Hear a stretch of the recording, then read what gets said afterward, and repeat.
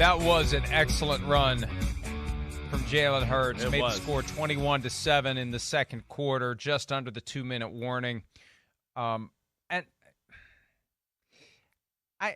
look, I understand you're trying to rip the ball out, but at what point? Did you catch that? Yeah, no, I know. Around the 4-yard line. Right. I'm going to try to rip the ball out instead of getting the guy on the ground. I know. It's great if you rip the ball out. Right. But if you don't, then he scores a touchdown. Like, you got a chance to tackle him. I don't know how they're coached.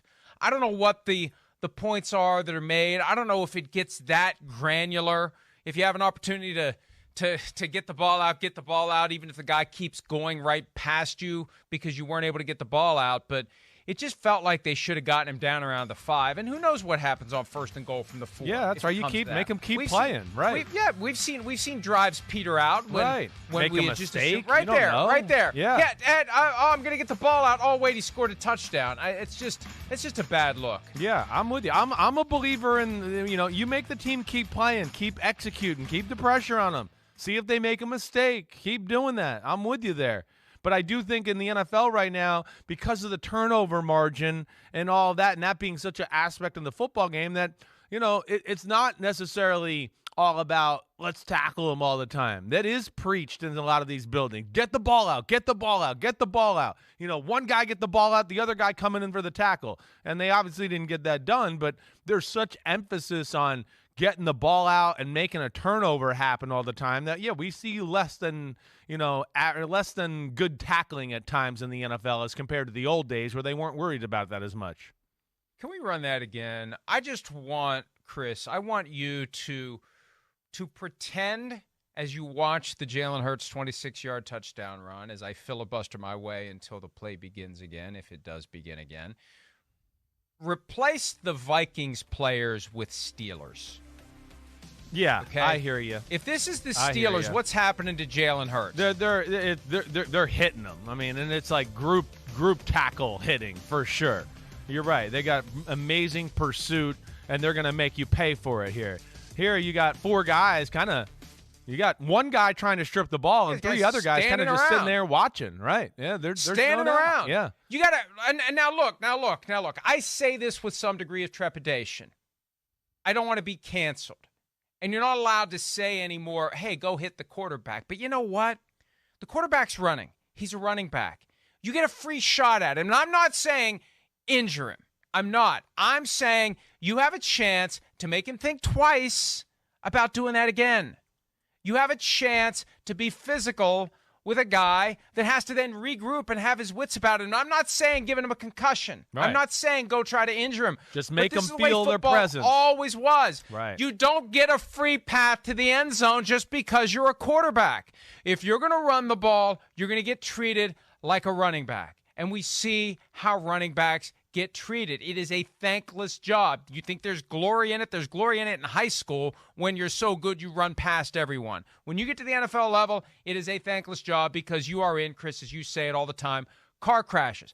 For some reason, there's this sense that the quarterbacks get an exemption from the car crashes. Yeah. And that's the kind of play last night that makes me think and I think it fundamentally comes down to a difference in coaching. And I don't know whether players/coaches are fearful of getting flagged for unnecessary roughness, but you and I have been party to the same conversations where the officials are supposedly saying, hey, once a quarterback runs now, he's they're not protecting him. We're not going to throw the flag out just because he got hit too hard. Extension of the pocket just because he ran the ball. Right. And again, I'm not saying try to injure the guy. I feel like I have to say it every other sentence. Yeah, no, I hear you, Mike. Try to inflict injury. This isn't Greg Williams' bounty scandal. Yeah. This is, if the quarterback is going to become the running back, he pays the price for it. That's right. It's a physical game. It's still a physical game. As much as it's been made safer and for good reason, if you decide you're going to take a 26-yard path to the end zone, it is not going to have a red carpet involved. It is going to still be football. And too many times when quarterbacks run the ball, it just feels like they're afraid to go hit him. Yeah, I hear you. Well, this is the best way to combat the running quarterback, is make teams nervous about, hey, when the quarterback runs, this team's going to hit him. And to your point, you're right. Steelers, Patriots, 49ers, who else am I missing in that group? The Buccaneers, of course, right? The Rams, I'll even throw them in.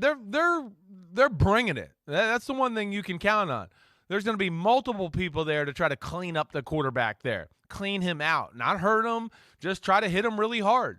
And that is certainly a part of the game that, I think defenses do get a little caught by surprise, and they look at it, it's the quarterback. That guy will get him down.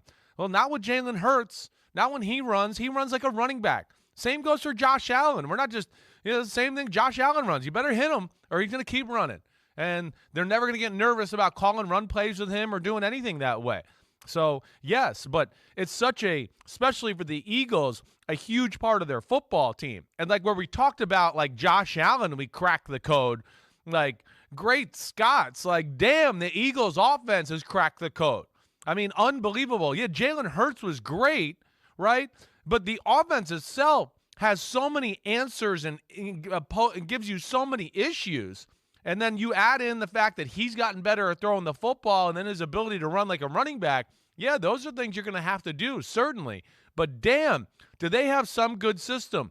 They really do. They put you in such a bind. Look at the early in the game. I mean, it's run the ball, gash you with their huge offensive line. It's maybe the best O-line in football. And then it's, little throw here.